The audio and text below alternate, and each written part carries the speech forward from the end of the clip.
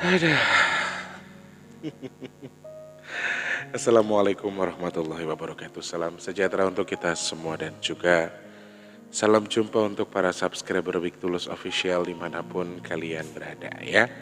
Alhamdulillah ketemu sama Mas T di segmen Cermal di Senin itu tanggal berapa ya? Hari ini buat tayang hari Senin soalnya teman-teman.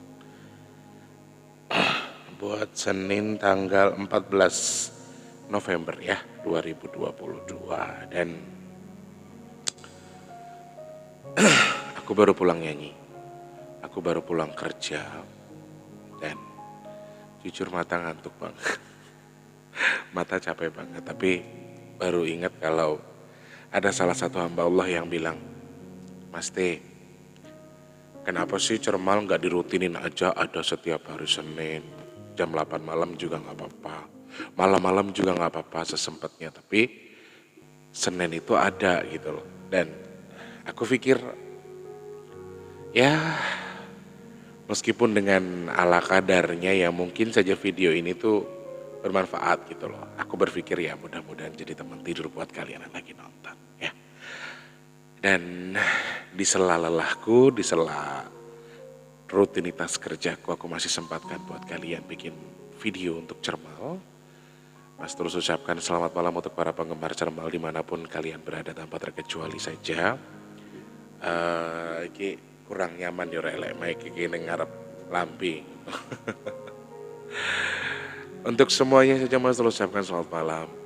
Dan buat kalian yang selalu menunggu-menunggu, padahal nggak ada yang nunggu ya.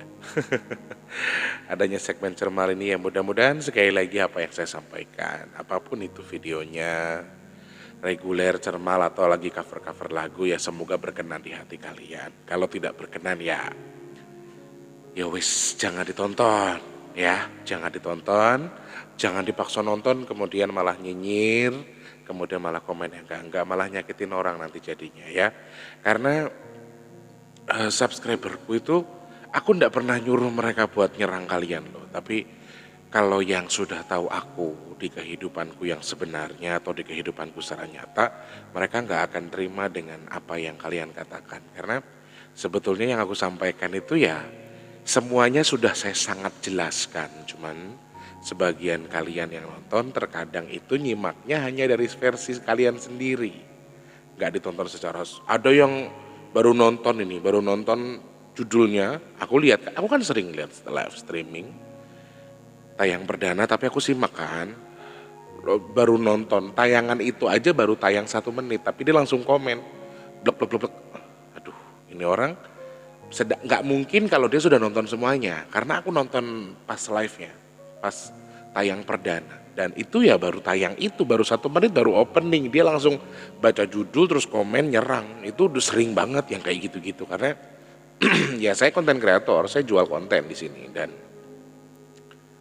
untuk menarik orang biar nonton ya saya kasih judul semenarik mungkin dan kalau bisa ya jangan clickbait. Maksudnya isinya tuh nggak sesuai dengan judulnya. Selama tidak clickbait itu sebetulnya masih sah-sah aja gitu loh di dunia konten kreator itu. Jadi kalian itu nonton dulu baru simak, setelah simak baru komen, itu lebih bagus ya. Selamat malam buat kalian yang di Senin ini mungkin dengan segala kondisi yang sedang kalian hadapi, sukacita, bahagia, sedih, dengan segala keadaannya, ya selamat menikmati hari ini.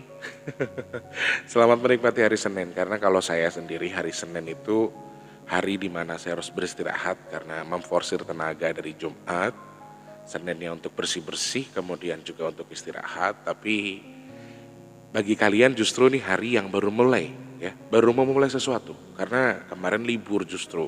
Kalian libur, aku kerja ya kan. Terus pas kalian sudah mulai beraktivitas, aku lagi istirahat dulu. Nanti Selasa baru aktivitas lagi, biasanya gitu. Dan mungkin saat ini kalian sedang dalam kondisi yang saya nggak bisa bayangin lagi kondisi-kondisi orang yang sedang tidak bagus kali ini. Tetapi ini dunia, ini berputar ya, dan tidak selamanya orang akan berada di atas, tidak selamanya juga orang akan terus di bawah, tidak selamanya juga orang akan menindas. Tidak selamanya juga orang akan terus di posisi yang sama, karena pasti akan ada beberapa putaran-putaran di mana membuat kalian, ya Senin mungkin berada di posisi kalian terendah. Kemudian Selasa kalian bisa bahagia, Rabu begitu seterusnya. Dan ini perjalanan hidup teman-teman. Jadi kenapa aku bikin video kayak gini yang ya bagi sebagian orang mungkin jadi teman untuk istirahat, teman tidur. Gak ada manfaatnya mungkin, tapi setidaknya ada pembelajaran. Aku ucapkan selamat beraktivitas untuk kalian semua yang mungkin hari Senin ini masih kejar deadline, masih kerjaan masih banyak, rapi-rapi beres-beres karena Sabtu Minggu kemarin weekend kalian libur bersama keluarga ya kan. Hari ini lagi nyiapin segala sesuatunya. Dan untuk yang sedang bekerja, selamat bekerja. Untuk yang sudah pulang, sudah beranjak pulang, selamat menikmati kondisi berkumpul bersama keluarga. Apapun kondisinya tetap bersyukur, bahagia selalu Mas Tulus doakan. Dan yang pasti mudah-mudahan kalian semua tetap dalam posisi yang baik apapun kondisinya. Walaupun dalam sedih, dalam suka, dalam duka, tetap di posisi yang baik. Aku sih berharap itu ya. Karena apa sih yang bisa aku lakuin buat kalian, para penggemar Big Tulus Official, yang bisa saya lakukan hanya menyemangati kemudian mendoakan. Untuk yang sedang berbahagia, selamat berbahagia. Entah dapat rezeki, entah baru dapat pacar, dapat jodoh ya kan. Atau mungkin lagi seneng karena beberapa hal yang sedang diinginkan tercapai. Lagi berulang tahun mungkin, selamat ulang tahun. Dan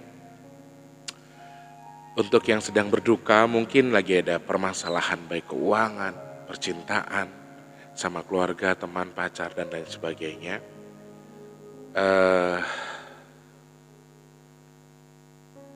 Berusaha tetap jadi yang terbaik. Jangan lupa untuk terus bersyukur dengan apa yang saat ini kalian hadapi. Dan jangan selalu melihat ke atas, tapi lihatlah ke bawah. Jadi aku tertarik dengan salah satu orang yang komentar di Instagramku dengan mengulik sedikit komentarku yang dengan kata-kata, saat ini di posisiku, mungkin teman-teman pernah lihat, silahkan dicek di Instagramnya Mas Tulus di @bigtulus_official ya. Di situ saya menulis kalau saya tuh saat ini sedang mengikuti jalurnya Tuhan. Saya sedang merasa berpasrah, tetapi saya tidak dalam kondisi, saya ikhlas dengan apa yang sedang Tuhan berikan ke saya. Saya sedang belajar untuk mengikhlaskan segala sesuatu yang saya terima, yang saya lepaskan, yang Allah berikan atau yang Allah ambil sekalipun. Saya sedang berusaha untuk ikhlas tetapi tidak pasrah. Nah, orang ini berkomentar, aku nggak bisa sebutkan takutnya orangnya nggak berkenan, tapi dia berkomentar di salah satu postingan aku dan dia mengatakan ini ikhlas tapi tidak pasrah ini seperti yang sedang saya hadapi sekarang. Kayak jadi cambuk buat dia untuk lebih semangat gitu. Dan ya memang itu teman-teman yang harus kita lakukan. Itu yang harus kita hadapi sekarang karena kita nggak pernah tahu lukanya orang lain, kita nggak pernah tahu masa lalu orang lain dengan apa yang pernah dia hadapi, dengan apa yang pernah dia lakukan. Dan ini bukan sesuatu yang mudah bagi setiap orang. Jadi kalau kalian lagi sedih sekarang ya nggak apa-apa, pengen nangis Mas Tulus nggak apa-apa nangis. Minta sama Allah, doa sama Tuhan kalian masing-masing. Berharap diberikan yang terbaik sama Tuhan, itu lebih baik. Tetapi kalau udah nangis, kalau udah selesai nangisnya ya sudah jangan terlalu diratapi, tapi harus tetap tetap semangat untuk apa? Untuk cari solusi untuk masalah-masalah berikutnya. Karena kalau kita terus-terusan menjadi seperti itu, kalau kita terus-terusan terpuruk, terkadang kita nggak bisa nemuin solusi kita karena apa? Karena kita buntu, kita terlalu meluapkan segala sesuatunya. Kalau jujur ya teman-teman, aku tuh sebetulnya bukan tipikal orang yang mau melarang. Tulus gue pengen ngerokok, padahal bukan perokok. Tulus gue pengen mabok, padahal bukan pemabok. Untuk apa? Untuk meluapkan emosi. Dan meskipun melarang itu lebih bagus bagi saya, tetapi sekali lagi kita tidak bisa mencas orang. Kita nggak bisa ngelarang orang. Dan kalau memang media itu bisa menjadi salah satu media terbaik, Allah saja memperbolehkan yang haram untuk jadi obat, ketika itu benar-benar jadi obat dan untuk yang bermanfaat gitu loh. Jadi menurut aku nggak bisa ngelarang juga kalau kalian ingin meluapkan dengan berbagai macam hal. Karena aku tipikal orang yang netral, bukan berarti aku tuh nggak peduli dengan aturan, bukan berarti aku tuh masa bodoh dengan aturan agama dan lain sebagainya. Tapi Bagi aku kita nggak pernah tahu, kita nggak bisa mengukur garis hidupnya seseorang. Apa yang sedang mereka hadapi, apa yang sedang mereka lakukan, ya kan? Eh, Kalian yang saat ini sedang merasa berduka, sakit hati terhadap orang lain, tetangga, keluarga, teman, atau kekasih atau pasangan kalian. Yuk sama-sama belajar seperti saya. Tugas kita itu bukan untuk menyumpahi orang. Tugas kita bukan untuk membalas orang. Tugas kita bukan untuk membalas dendam. Tetapi tugas kita itu adalah menyembuhkan luka hati kita dengan tidak menguatkan dendam di hati kita. Karena menurut aku ya terkait dengan apa yang orang lakukan kepada kita, yes, tidak mudah untuk melupakan sakit hati, ya. Nggak mudah untuk anggap, oh gue udah sakitin orang, gue masih bisa komunikasi, gue masih baik sama orang itu. Kalau saya tipenya, kalau saya sudah sangat sakit hati dan saya sudah tidak nyaman, saya akan akunnya akan saya blok semua itu saya. Saya tidak mau lagi dengar namanya aja, saya tidak mau. Tapi ada sebagian orang yang justru kayak harusnya lu sumpah serapah. Awalnya sebagai manusia biasa saya juga mengalami hal yang sama. Saya juga melakukan hal yang sama. Lu nyakitin gue, lu gak ngerasa nyakitin gue. Kamu menyakiti orang dengan kata-kata kamu tapi kamu tidak merasa menyakiti orang itu. Sakitnya.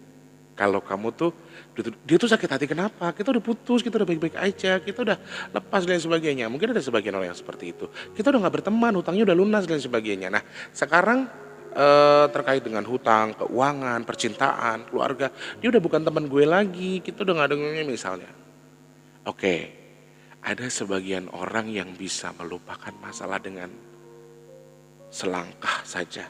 Tapi ada juga tipe orang yang memang dia tuh orangnya dalam yang susah melupakan. Jadi jangan kamu anggap gampang semua manusia, ya teman-teman. Jadi aku nggak nutupin, aku nggak nyalahin kalian kok kalau kalian mau sumpah serapah atau apalah itu pas lagi emosi. Tapi sesudah itu sudah ya, karena tugas kita terus berbuat baik, bukan untuk berbuat jelek sama orang lain. Kalau kamu juga melakukan hal yang sama, apa bedanya kamu dengan dia? Kamu sama kan dengan dia. Nah jadi sekarang terus berbuat baik, berprasangka baik, biarkan karma yang berbicara. Sakit hati memang gak gampang, Mas Tulus. Aku sakit hati banget sama mantan istriku, mantan suamiku, sama bapakku, sama ibuku, sama adikku, sama keluargaku, sama temanku, sama tetanggaku. Mereka tuh mulutnya gak enak, Mas Tulus. Nyakitin hati saya. Tapi apakah kamu punya hak untuk membalas orang itu, walaupun kamu sakit hati? Sebetulnya tidak, saudara-saudaraku. Jadi kalau kamu berbuat hal yang sama, berarti kamu sama dengan mereka.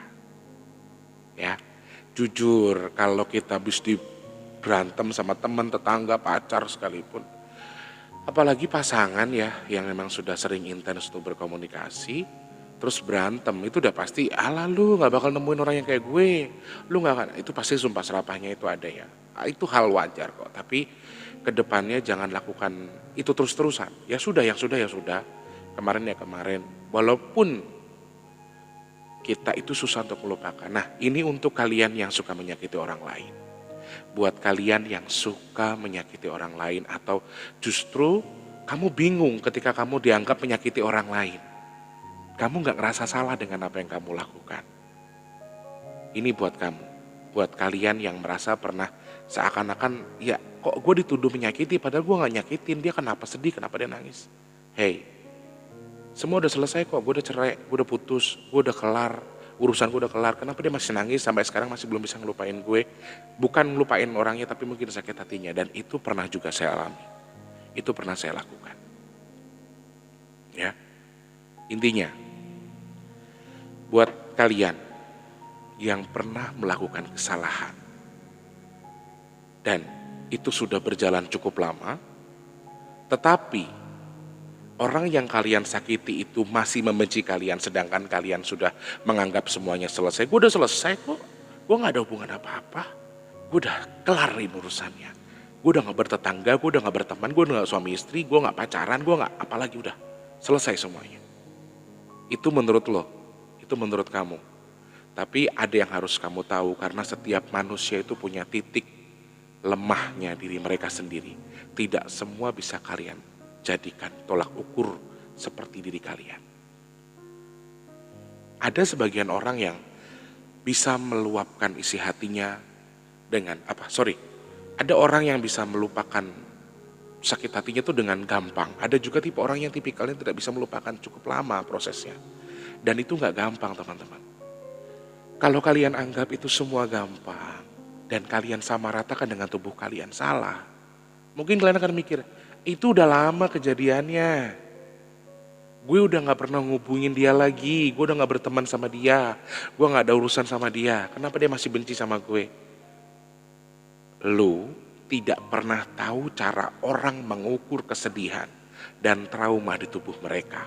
Jadi lu gak bisa samaratakan. Kalau lu mungkin, lu lompat dengan satu ke satu yang lainnya bisa dengan hitungan jari. Tapi ada sebagian orang yang lompat ke satu hati-hati yang lain, itu butuh proses yang cukup lama. Jadi gak bisa lu samaratakan.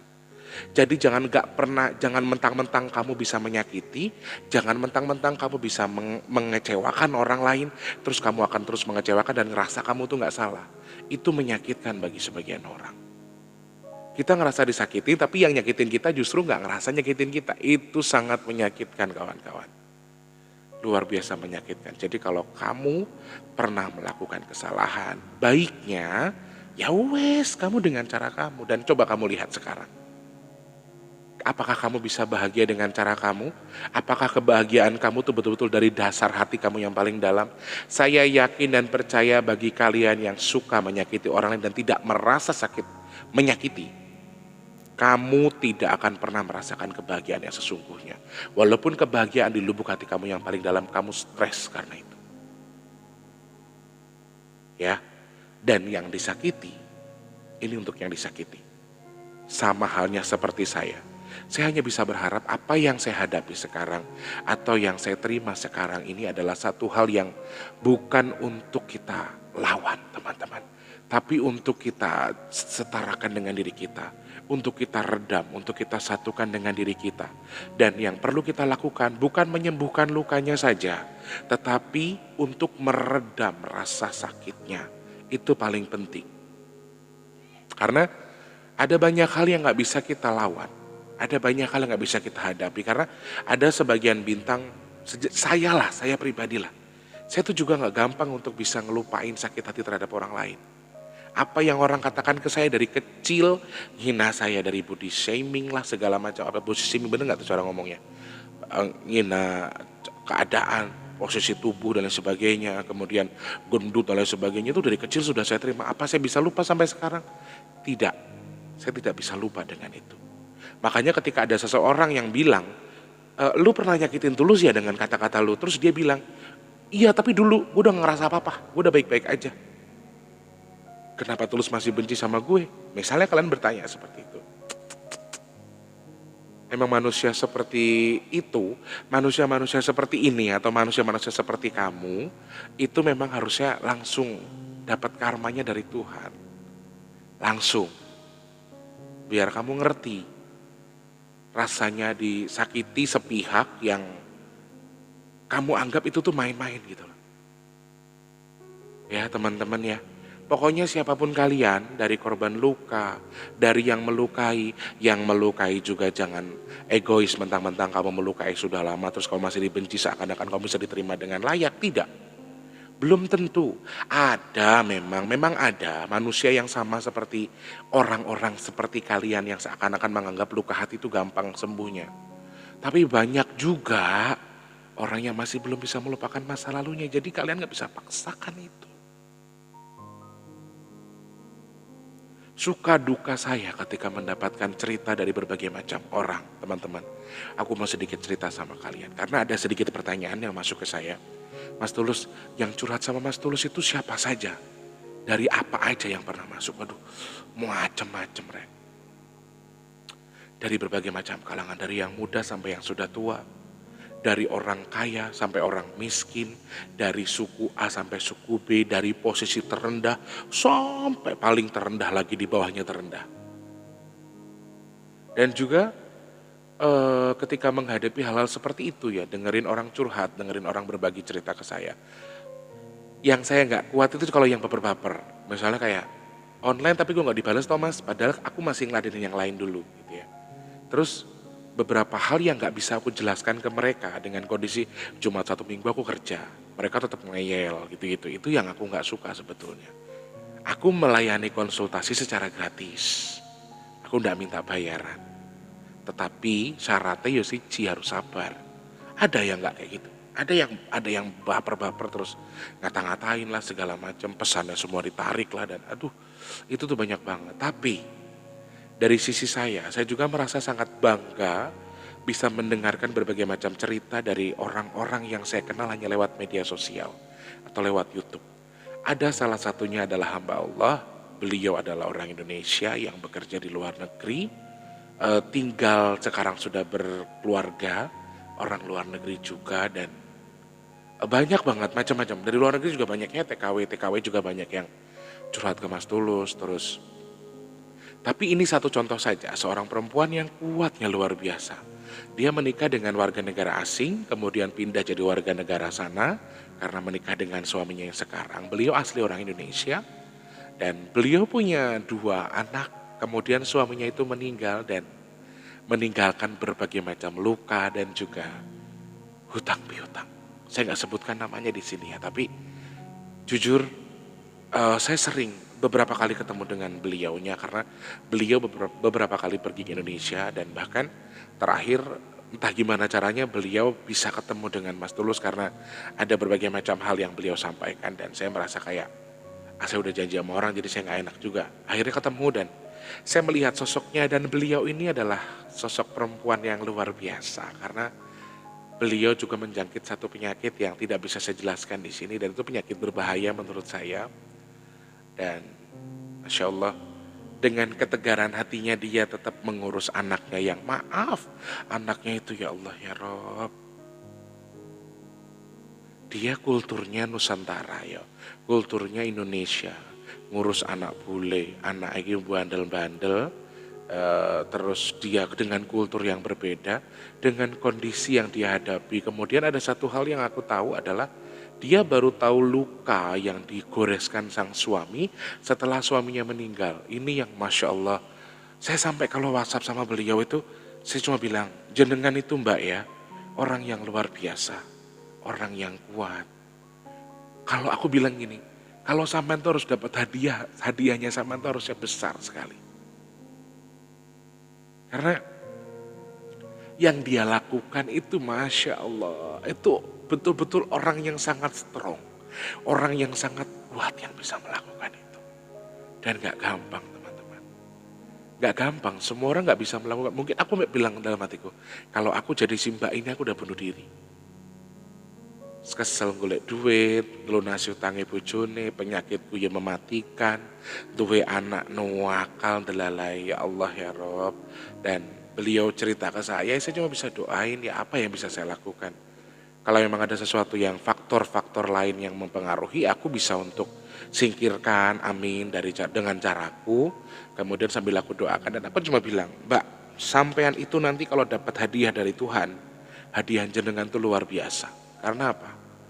Ujiannya juga luar biasa. Dan ini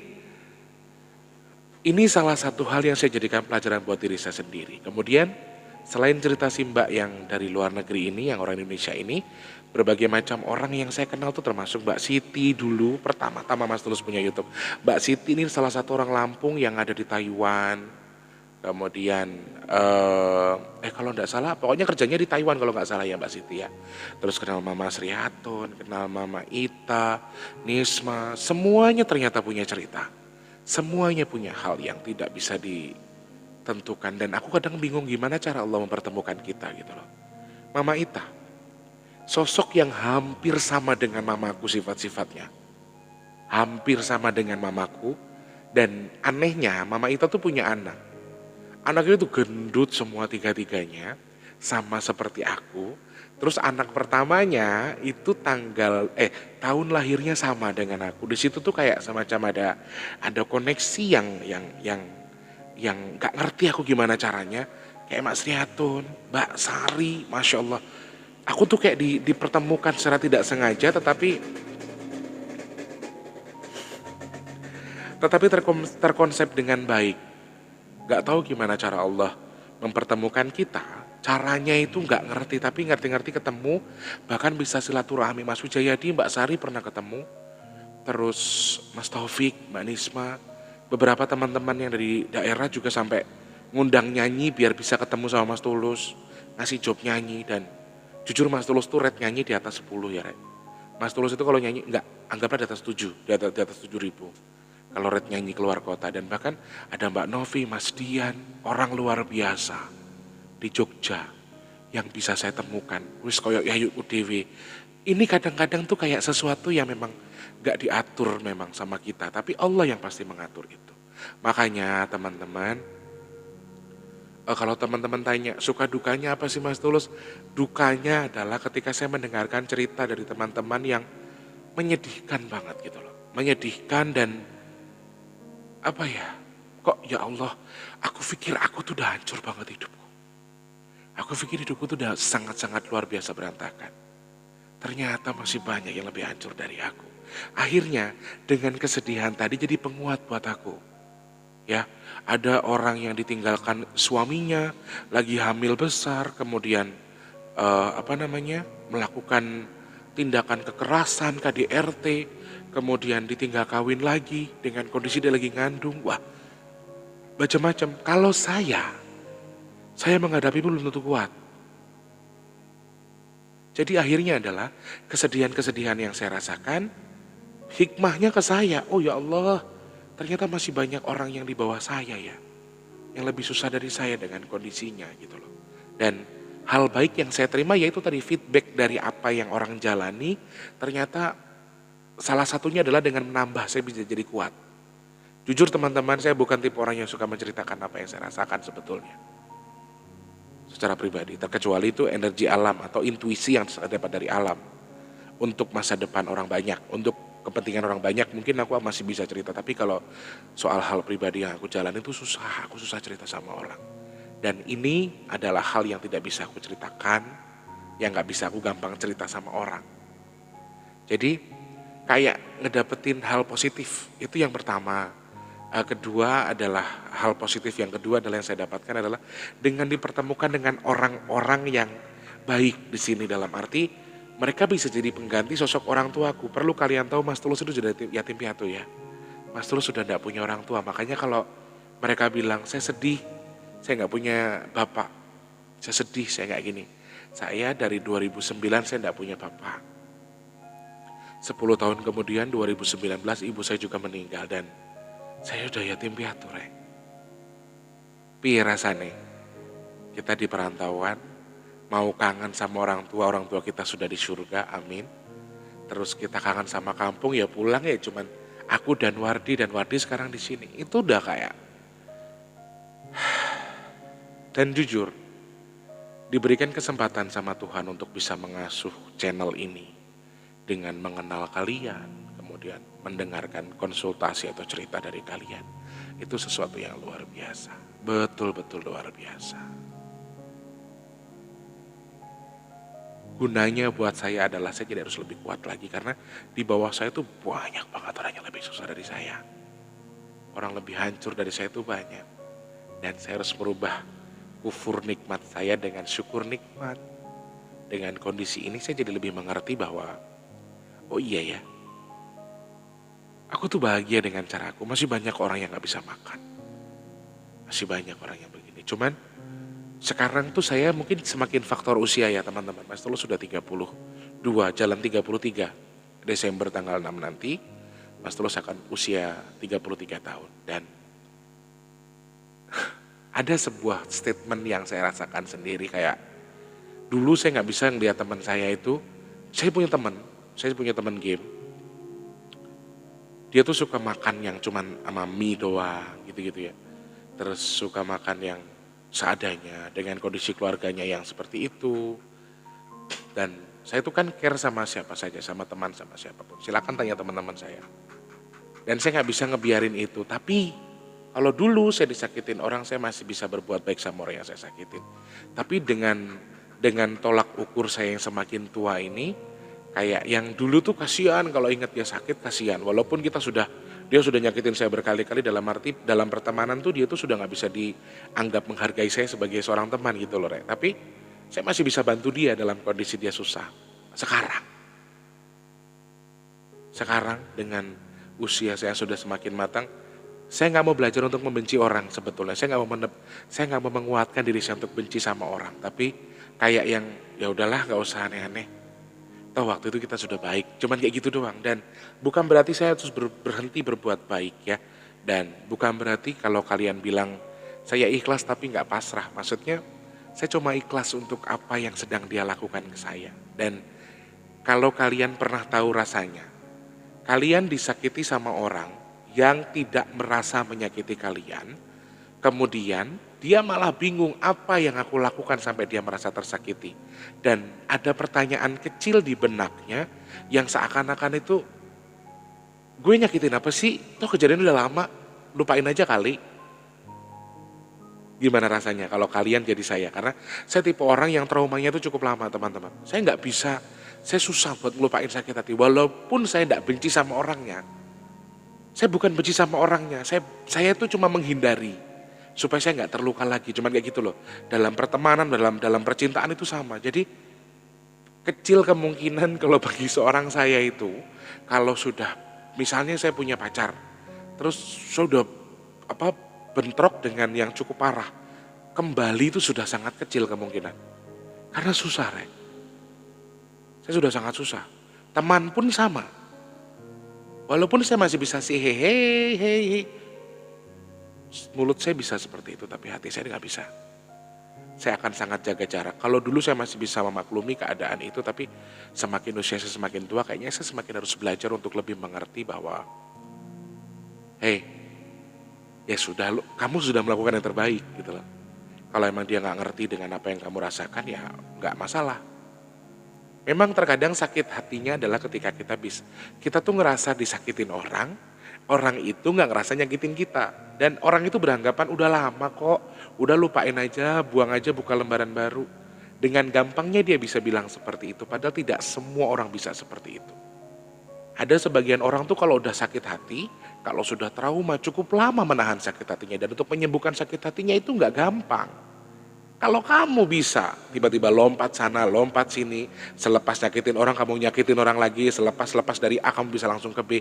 Ada sebagian orang yang nggak bisa kayak gitu. Jadi nggak bisa kamu samakan dengan diri kamu. Dan itu tuh sangat menyakitkan. Dan apakah aku bisa melewati semua ini? Karena apa? Karena kalian semua. Karena subscriberku luar biasa. Kalian interaksinya luar biasa dengan saya. Kalian tuh luar biasa baik. Aku seneng loh, kayak ngerasa punya keluarga. Aku jadi kayak ngerasa punya saudara, ya kan? Dan oh iya, ada satu pertanyaan di bagian closing nih, aku pengen jawab. Mas Tulus, kalau saya itu nggak bisa ngelupain sakit hati saya, terus ada yang bilang, bahkan saya pengen balas dendam, kemudian saya pengen nyantet, ya salah apa enggak? Secara pribadi kalau dianggap ini salah atau tidak, saya nggak bisa menganggap itu salah, saya nggak bisa menganggap itu juga benar. Karena semua orang punya haknya masing-masing. Tetapi ada penegasan dari Mas Tulus bahwa tetaplah menjadi baik untuk dirimu sendiri dan serahkan sakit hatimu kepada karma yang akan memilih.